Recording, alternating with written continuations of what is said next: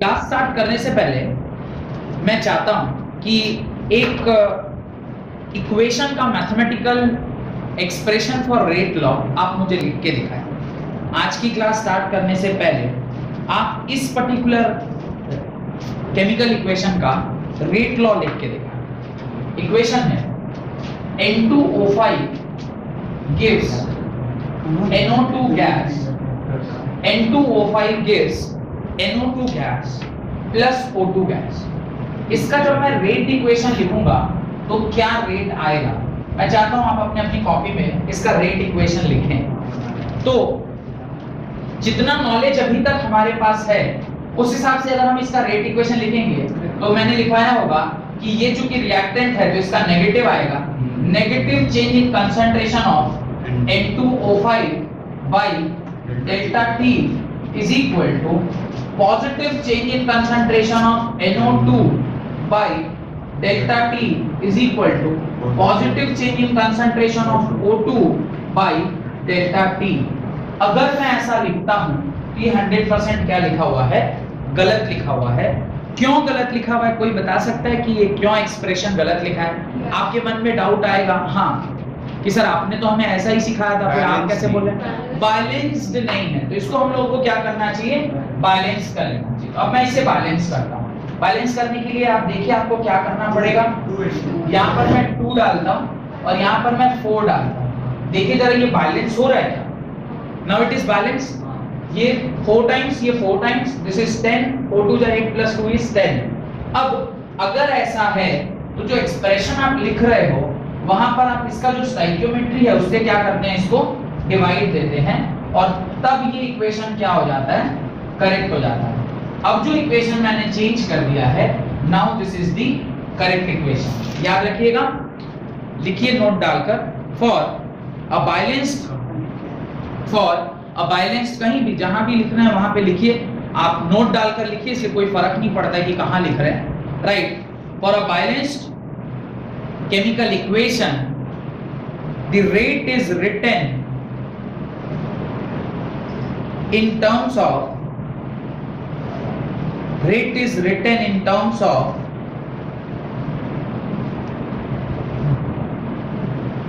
disappearance of reactant divided by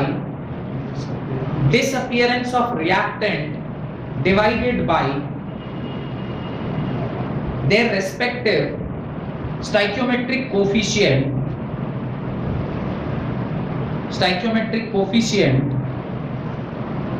and appearance of product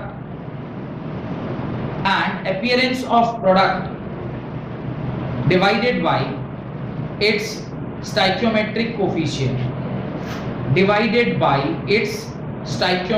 coefficient done। तो याद रखिएगा, अगर ये बैलेंस्ड नहीं है रिएक्शन तो पहले इसको आपको क्या करना चाहिए, बैलेंस कर लेना चाहिए। Once the reaction is balanced then only you can write in this particular way. एक और एग्जांपल देता हूं आपको, इसका भी रेट एक्सप्रेशन मुझे लिख के दिखाइए। H of I gives H2 plus I2। ये फर्स्ट बिट मैंने बताया था, ये सेकेंड बिट, और मैं चाहता हूं अब आप इसका रेट इक्वेशन लिख के दिखाएं। इसके रेट इक्वेशन को लिखने के लिए सबसे पहले इसको क्या करना चाहिए, बैलेंस करना चाहिए। जब आप इसे बैलेंस करेंगे मेरे ख्याल से यहाँ से 2 डाल देंगे, ये बैलेंस हो जाएगा। उसके बाद जब आप रेट लिख रहे होंगे तो आप लिखेंगे rate is equal to -1/2 change in concentration of HI by delta T is equal to plus change in concentration of H2 by delta T plus change in concentration of I2 by delta T। इस प्रकार से इस particular equation का जो rate है वो आपको निकल के आ जाएगा। तो पहले जिस किसी भी रिएक्शन में बैलेंस्ड नहीं है रिएक्शन, उसको पहले क्या करना चाहिए, बैलेंस कर लेना चाहिए। बैलेंस करने के बाद जो भी रेट आ रहा है उसको स्टोइकियोमेट्रिक कोएफिशिएंट्स आपको क्या करना चाहिए, डिवाइड कर देना चाहिए in order to get the rate per mole. 1 मोल के लिए अगर 2 मोल था तो आपने इसको 2 से डिवाइड किया तो पर मोल आ गया। पर mole decrease in the reactant by unit time is equal to per mole of H2 produced per unit time is equal to per mole of I2 produced per unit time। ये आपको समझ में आ गया होगा। तो लास्ट क्लास में मैंने आपको हेडिंग डलवाया होगा factor affecting the rate of reaction, और उसके अंदर मैंने आपको 5 या 6 ऐसे कुछ टर्म्स लिखवाए होंगे जिसके ऊपर फैक्टर डिपेंड करता है। पहला मैंने लिखवाया होगा कंसंट्रेशन ऑफ रिएक्टेंट, दूसरा मैंने लिखवाया होगा टेम्परेचर, थर्ड मैंने लिखाया होगा कैटलिस्ट, फोर्थ लिखाया होगा surface area of reactant, fifth लिखाया होगा nature of reactant and product, and sixth लिखाया होगा प्रेजेंस ऑफ लाइट। अब एक एक करके इसको हम लोग क्या करते हैं, एलाबोरेट करते हैं। तो आपने ये सारा कुछ लिख लिया है। पहला पॉइंट लिखिए कंसंट्रेशन ऑफ रिएक्टेंट।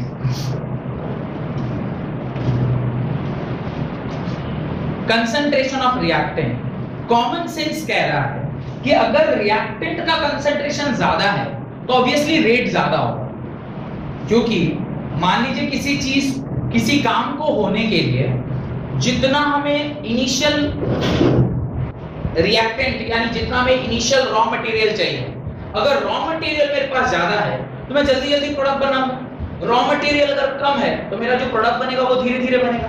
तो कंसंट्रेशन ऑफ रिएक्टेंट अगर ज्यादा होगी तो जो प्रोडक्ट मिलेगा वो काफी फास्ट मिलेगा और ज्यादा मिलेगा। तो लिखें उसके नीचे reaction occurs with greater speed, reaction occurs with greater speed when concentration of reactant is high, when concentration of reactant is high, जब concentration of reactant ज्यादा होती है तो जो rate of reaction है वो क्या होता है, ज्यादा होता है। concentration of reactant is high, concentration of reactant is high। reactant का concentration अगर ज्यादा होगा तो rate of reaction भी क्या होगी, ज्यादा होगी या फास्ट। तो कंसंट्रेशन समझ में आ गया। सेकंड पॉइंट लिखिए temperature. Temperature is what? Temperature is the speed with which atoms collide with another atom. Temperature govern करता है कि किस स्पीड से रिएक्टेंट के एटम्स या मॉलिक्यूल्स आपस में क्या कर रहे हैं, कोलाइड कर रहे हैं। If you increase the temperature the number of effective collision will increase. Number of effective collision increase करेगा तो जो रिएक्टेंट बनने का जो क्या बोला जाए स्पीड है वो क्या हो जाएगा, बढ़ जाएगा। तो आप लिखें if temperature increases the rate of reaction increases. If temperature increases the rate of reaction increases. उसके नीचे एक पॉइंट लिखिएगा उसी में, speed of reaction nearly doubles, speed of reaction nearly doubles. Speed जो है रिएक्शन का वो ऑलमोस्ट डबल हो जाता है on 10 degree Celsius rising temperature, on 10 degree Celsius rising temperature. 10 degree Celsius अगर आपने किसी भी रिएक्शन का टेम्परेचर बढ़ा दिया, suppose reaction was taking place at 80 degree Celsius, suppose उस टाइम रेट कोई एक फलाना x रेट है, अगर आपने 90 डिग्री सेल्सियस कर दिया, 10 डिग्री सेल्सियस से अगर आपने टेम्परेचर को बढ़ा दिया तो रेट अगर x था तो अब रेट क्या हो जाएगा, 2x हो जाएगा। वो 2x स्पीड से रिएक्शन होने लग जाएगी। अगर 90 पर 2x है और आपने फिर 10 डिग्री सेल्सियस बढ़ा दिया तो क्या हो जाएगा, 4x हो जाएगा, 2x का double. Further it will increase to 2 times. तो आप समझ पा रहे हैं एवरी 10 डिग्री सेल्सियस पे रेट ऑफ रिएक्शन क्या कर जाता है, डबल कर जाता है। Next catalyst. A catalyst is a substance. मैंने डेफिनेशन कैटलिस्ट का लिखवाया था कि सिर्फ समझाया था, लिखवा भी दिया, नहीं लिखवाया। लिखिए catalyst is a substance which alters the rate of reaction. Catalyst is a substance which alters the rate of reaction, which alters the rate of reaction, that is either increases or decreases, that is either increases or decreases। या तो वो उसे क्या करता है, increase कर देता है या फिर उसे डिक्रीज कर देता है। ऑल्टर मतलब दोनों, comma. Even if it takes part in a chemical reaction, even if it takes part in a chemical reaction, even if it takes part in a chemical reaction, it remains unchanged, it remains unchanged at the end of the reaction physically as well as chemically. Physically as well as chemically. What do you mean by physical and chemical change? Physically means उसका volume, उसका concentration, उसकी density, उसका जो मास कुछ नहीं बदलेगा, और chemically मतलब उसके स्ट्रक्चर, उसका ऑर्गेनाइजेशन, उसका ओरिएंटेशन, उसके केमिकल फॉर्मूला कुछ भी नहीं बदलेंगे, यानी वो किसी भी कीमत पे नहीं करता। अब आप सोचेंगे कि आखिर how catalyst changes the rate of reaction, वो रेट ऑफ रिएक्शन को किस प्रकार से अल्टर करता है, करते क्या है। आपको एक थोड़ा सा एग्जांपल से समझाने की कोशिश कर रहा हूं कि what is Maxwell distribution curve या बेल डिस्ट्रीब्यूशन कर्व बोलते हैं। मैक्सवेल बेल डिस्ट्रीब्यूशन कर्व बोलते हैं उसको, वो क्या है उसको जरा ध्यान से समझते हैं। सपोज करिए ये आपका मैक्सवेल ने जो कर्व दिया वो है। मैक्सवेल डिस्ट्रीब्यूशन कर्व को जिस प्रकार से, ना ही सिर्फ रेट ऑफ रिएक्शन में, अभी आप लोग जो कोरोना का जो काल आया था उसमें भी हम लोग इसी कर्व को फॉलो करते हैं, सारी दुनिया इसी कर्व के ऊपर, कोई भी जो रिएक्शन होती है वो पहले धीरे धीरे पीक को जाती है और फिर पीक से धीरे धीरे नीचे आती है। तो इसी प्रकार से मैक्सवेल ने भी बताया, मैक्सवेल ने क्या बताया कि एक सर्टेन टेम्परेचर के ऊपर और एक सर्टेन टेम्परेचर से नीचे, suppose this is T degree Celsius and this is T plus X degree Celsius, क्योंकि ये बीच का क्या हो जाएगा x डिग्री सेल्सियस हो जाएगा। इसके बीच के जो कुछ भी कोलिजन हो रहे हैं वही एक्चुअली क्या कन्वर्ट हो रहा है, वही किस में कन्वर्ट हो रहा होगा, प्रोडक्ट में कन्वर्ट हो रहा होगा। अब आप सोच के देखिए, यहां से यहां तक जो एनर्जी है इसी को हम क्या बोलते हैं, activation energy. Activation energy, this is called as activation energy. किसी भी रिएक्शन को होने के लिए ये एक्टिवेशन एनर्जी को क्रॉस करना बहुत जरूरी होता है। ये ठीक सेंटर में पड़ता है, तो एक्टिवेशन एनर्जी से कुछ पीछे और एक्टिवेशन एनर्जी से कुछ आगे रहने वाले जो मॉलिक्यूल हैं या एटम है या जो कंपाउंड है वही रिएक्टेंट से प्रोडक्ट में कन्वर्ट होते हैं। अगर मैं चाहता हूं कि ज्यादा से ज्यादा एटम या मॉलिक्यूल या कंपाउंड रिएक्टेंट से प्रोडक्ट में जाए तो मेरे को क्या करना चाहिए, इस एक्टिवेशन एनर्जी को डिक्रीज कर देना चाहिए। अगर मैं इसके एक्टिवेशन एनर्जी को डिक्रीज करूंगा तो ये इस प्रकार से डिक्रीज होगा। अगर मैं इसको घटा दूं, इसको नीचे ले आऊं, अगर मैं इसे नीचे ले आता हूं, मैं इसे जो कैटलिस्ट के डालने के बाद वाला जो एक्टिवेशन एनर्जी है उसको मैं डॉटेड लाइन से बना रहा हूं सो दैट कि आपको क्लियरली दिखाई दे कि कौन से वाली लाइन के बारे में हम लोग बात कर रहे हैं। इस केस में जो आपका एक्टिवेशन एनर्जी है वो रिलेटिवली उससे कम है या नहीं, बताइए। यानी जो रिएक्टेंट पहले नहीं प्रोडक्ट बना पा रहे थे अब वो ज्यादा मॉलिक्यूल्स प्रोडक्ट बना पा रहे हैं। ज्यादा मॉलिक्यूल्स अगर प्रोडक्ट बना पा रहे हैं इसका क्या मतलब है, रेट ऑफ रिएक्शन क्या कर गई, इंक्रीज कर गई। तो कैटलिस्ट ने रेट ऑफ रिएक्शन को क्या कर दिया, इंक्रीज कर दिया। अगर कई बार ऐसा भी होता है कि ये जो एक्टिवेशन एनर्जी को क्या कर देता है, फर्दर और बड़ा कर देता है। अगर वो फर्दर बड़ा कर देगा तो क्या होगा, ये नेगेटिव कैटलिस्ट का काम हो गया, उसने एक्टिवेशन एनर्जी को इतना ऊपर उठा दिया कि प्रोडक्ट फॉर्मेशन ही क्या हो गया, बंद हो गया। इस केस में आपका एक्टिवेशन एनर्जी क्या होगा, जो अभी मैंने बाद में बनाया, इस केस में आपका एक्टिवेशन एनर्जी कहां चला गया, बहुत ऊपर चला गया।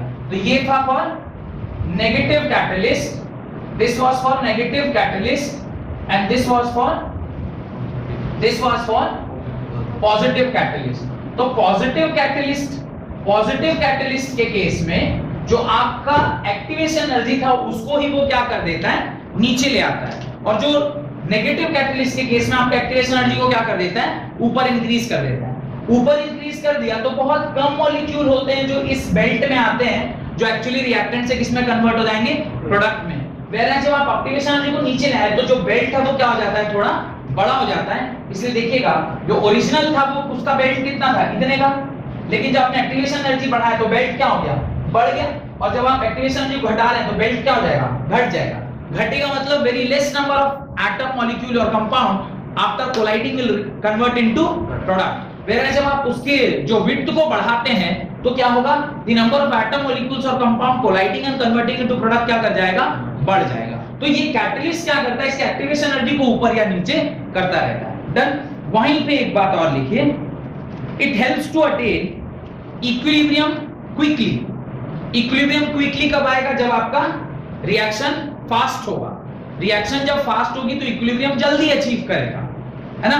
तो it helps to attain the equilibrium quickly, full stop. उसके नीचे जस्ट ये ग्राफ आप बना लीजिएगा, ज्यादा अच्छा होगा अगर आप तीन कलर के पेन से बना सकें। एक बनाइएगा ब्लैक से जो मैंने नॉर्मल रिएक्शन बताया है, एक बनाइएगा ब्लू से जिससे आप पॉजिटिव कैटलिस्ट, और एक बनाइएगा रेड या ग्रीन से जिससे आप नेगेटिव कैटलिस्ट, सो दैट कि आपको पिक्चर क्लियर हो। वैसे कोशिश किया है मैंने कि आपको क्लैरिटी मिले इस डायग्राम से, फिर भी चाहे अगर आप तो समझ सकते हैं। और कैटलिस्ट का क्या मतलब होता है ये मैंने आपको पहले या दूसरे लेक्चर में समझाया था कि कैटलिस्ट क्या है। वो बच्चे, आर्यन का एग्जांपल लिया होगा मैंने कि वो एक क्लास का बच्चा था जो लड़ाई रोकता था और एक बच्चा था जो लड़ाई को एग्जैगरेट करा रहा था, और वो आप रोकने वाले में से थे। अच्छा, तो इस तरीके से जब किसी भी रिएक्शन की आप इक्विलिब्रियम अटेन करने का जो टाइम पीरियड है उसको आप क्या कर दिए?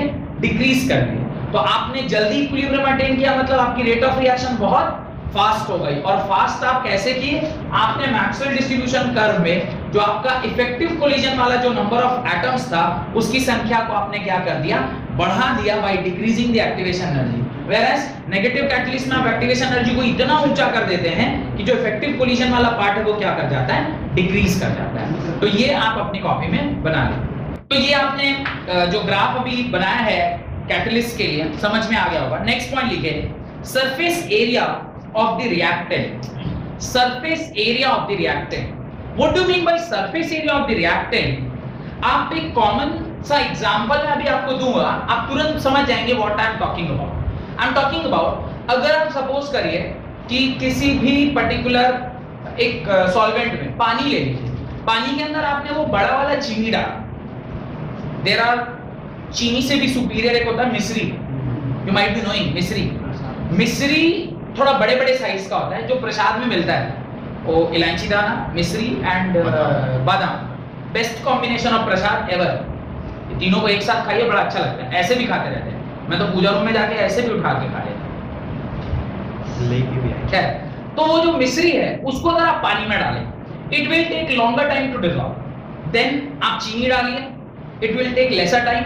उसी चीनी को आप पाउडर फॉर्म में डाल दीजिए, फर्दर और कम समय लगेगा। हुआ क्या? जब आपने उसको पाउडर्ड फॉर्म में डाल किया तो उसकी सरफेस एरिया क्या कर गई?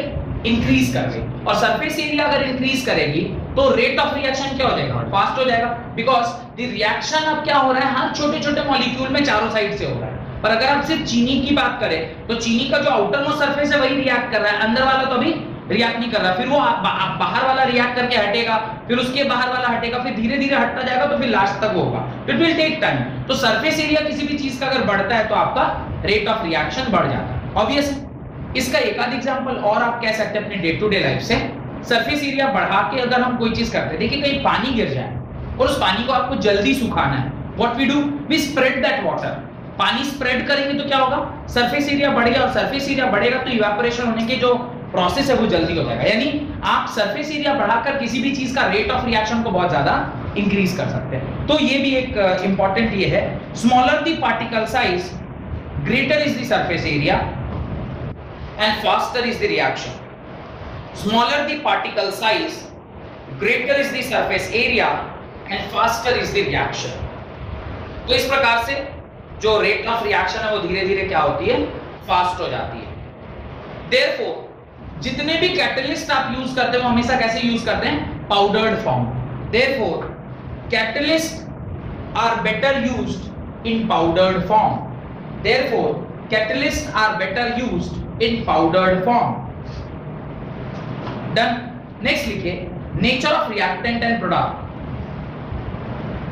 Nature of reactant and product. What do you mean by nature of reactant and product? What do you mean by nature of reactant and product? जिस भी reactant और product का जो यहाँ पे बात हो रहा है वो क्या कह रहा है वो जरा ध्यान से समझिएगा कि what do you mean by nature?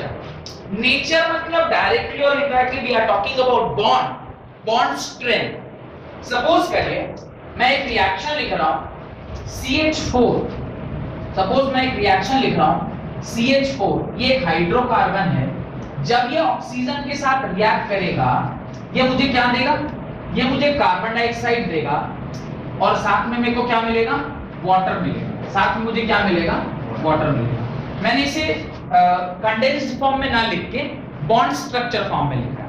Reason of writing it in bond structure is कि अगर इस CH4 को O2 के साथ रिएक्ट करके और वो बनना है तो इसका मतलब मुझे 4 टाइम्स CH बॉन्ड मुझे क्या करने होंगे, तोड़ने होंगे, ये बॉन्ड टूटेगा, प्लस ये जो ऑक्सीजन का जो 2 बॉन्ड है ये भी क्या होगा, टूटेगा, और इधर क्या फॉर्म हो रहा है, इस कार्बन के साथ 2 बॉन्ड ऑक्सीजन के और इधर 2 बॉन्ड ऑक्सीजन के, ये फॉर्म हो रहा होगा, ये भी फॉर्म हो रहा होगा, और साथ साथ एक ऑक्सीजन के साथ 2 हाइड्रोजन के बॉन्ड भी क्या हो रहे होंगे, फॉर्म हो रहे होंगे। अब जितनी आसानी से ये टूट रहा होगा उसका रेट ऑफ रिएक्शन उतना अच्छा। अगर इस तरफ जो बॉन्ड है वो अगर टूटने में ज्यादा एनर्जी लेगा तो फिर आपको ज्यादा टाइम लगेगा रिएक्शन के होने में, यानी रेट ऑफ रिएक्शन या नेचर ऑफ रिएक्टेंट का मतलब बॉन्ड स्ट्रेंथ से हमारा रिलेशनशिप है, बॉन्ड कितना आसानी से टूट रहा है। If the ease with which the bond is breaking, ease of bond breaking, ये अगर ज्यादा है तो रेट ऑफ रिएक्शन क्या होगा, ज्यादा होगा। रेट ऑफ रिएक्शन क्या होगा, ज्यादा होगा, क्योंकि जितनी आसानी से बॉन्ड टूटेगा उतना तेज से रिएक्शन होगा। और ईज ऑफ बॉन्ड ब्रेकिंग अगर ये कम है तो रेट ऑफ रिएक्शन भी क्या होगा, कम होगा। कोई दिक्कत?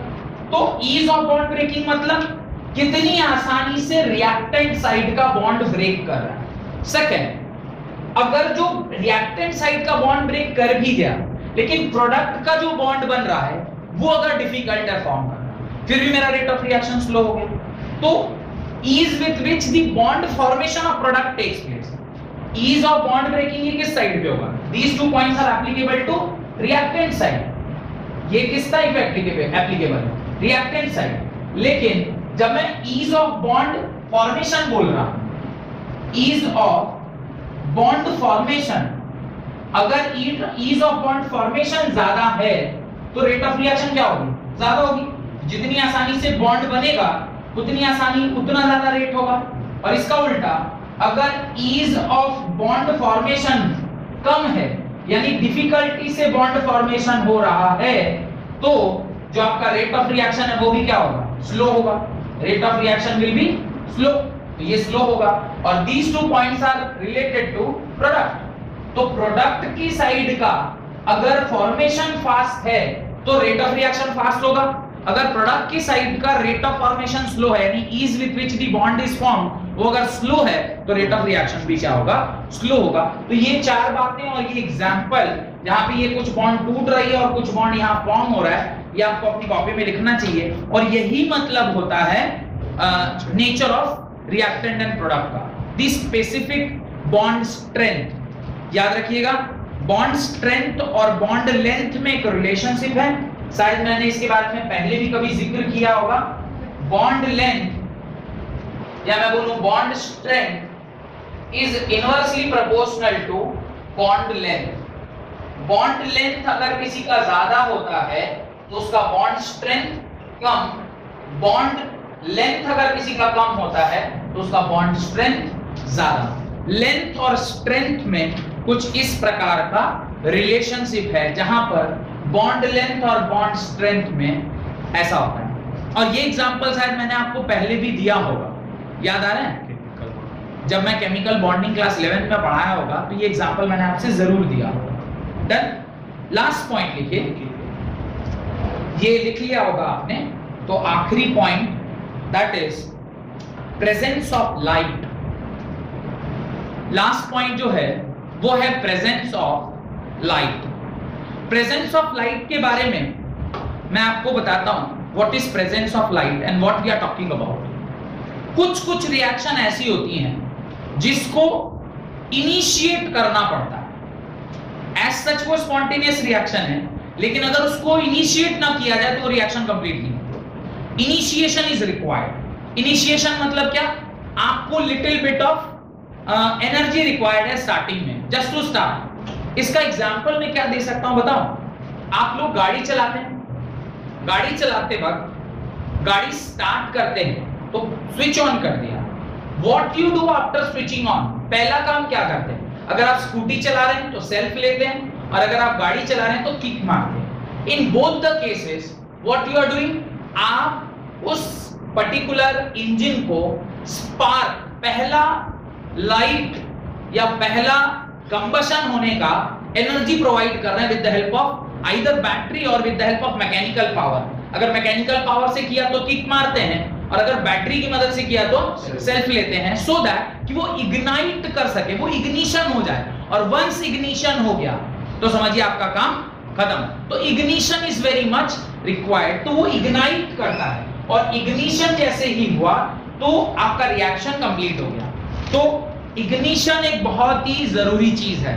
कई सारे केमिकल रिएक्शन भी ऐसे होते हैं जिसमें इग्निशन रिक्वायर्ड होता है, या मैं बोलूं जिसमें प्रेजेंस ऑफ लाइट से इनिशिएशन रिक्वायर्ड होता है। उसका one of the best example है फॉर्मेशन ऑफ HCl। मैं पूरा श्योर हूं कि अब आप लोगों ने ये सारा कुछ लिख लिया होगा, तो उसके नीचे आप लिखिए प्रेजेंस ऑफ लाइट, और प्रेजेंस ऑफ लाइट में एक एग्जांपल जो मैं भी आपको लिखवा रहा हूं, that is formation of HCl। HCl का जो फॉर्मेशन होता है, रिएक्शन होती है H2 when react with Cl2 in presence of sunlight, it gives twice of HCl। आपने जो HCl फॉर्म किया इसको in presence of battery power 5%, आपने जो ये रिएक्शन किया इसमें H2 plus Cl2, ये Hmu in presence of sunlight, ये HCl क्या हो रहा है, फॉर्म हो रहा है। ये HCl का फॉर्मेशन तभी हो पाएगा जब आप वहां पे क्या कर रहे हैं, Hmu एज अ सनलाइट डाल रहे हैं। तो कुछ रिएक्शन, एक तो बायोलॉजी में भी आपने रिएक्शन पढ़ा होगा क्लोरोफिल वाली, क्लोरोफिल और सनलाइट के प्रेजेंस में ही कार्बन डाइऑक्साइड व्हेन रिएक्ट क्या क्या कुछ होता है, in order to give glucose and carbon dioxide और ऑक्सीजन मिलता है, एंड साथ में आपको एनर्जी मिलती है in the form of glucose. तो ये सारा रिएक्शन जो है इन प्रेजेंस ऑफ सनलाइट होता है। तो sunlight is also one of the important factor जो रेट ऑफ रिएक्शन को क्या कर सकता है, एनहांस कर सकता है। तो लिख दीजिएगा, some reaction takes place in the presence of light for their initiation, for their initiation, initiation के लिए in the presence of light में आप रिएक्शन को करवाते हैं, और वो रिएक्शन होती है H2 plus Cl2 in presence of Hmu gives HCl, it gives HCl। इस प्रकार से ये जो 6 फैक्टर्स आपने लिखे थे वो पूरा मैंने आपको एक्सप्लेन कर दिया। डन, यहां तक कोई डाउट?